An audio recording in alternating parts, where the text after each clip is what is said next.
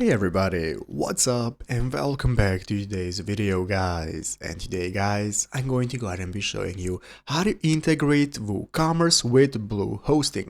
This is a very simple thing to do, so make sure to watch this quick and easy video till the very end and follow my steps correctly so you can make sure that this works the same for you and you can do this yourself. But yeah guys, let's get straight into it.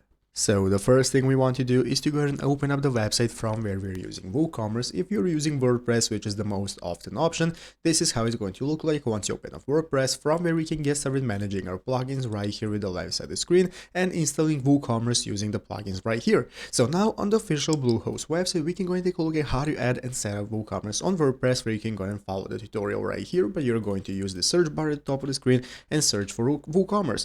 This is going to go ahead and enable you to find the plugin that you're going to be using for WordPress and managing WooCommerce and creating the store right here on WordPress, after which you can get started with using Bluehost for hosting your website. So you can open up your online store and welcome to the world with the WooCommerce online stores, and you can view the plans right here and how to get started with using Bluehost to host your WordPress website. So you can go ahead and get started with selecting the plan you want to use right here. You have your e-commerce essentials or the e-commerce premium, depending on whatever you want to do. It's going to show you all the features and utility you are getting with the plans right here, and to enabling you to choose whichever one you prefer.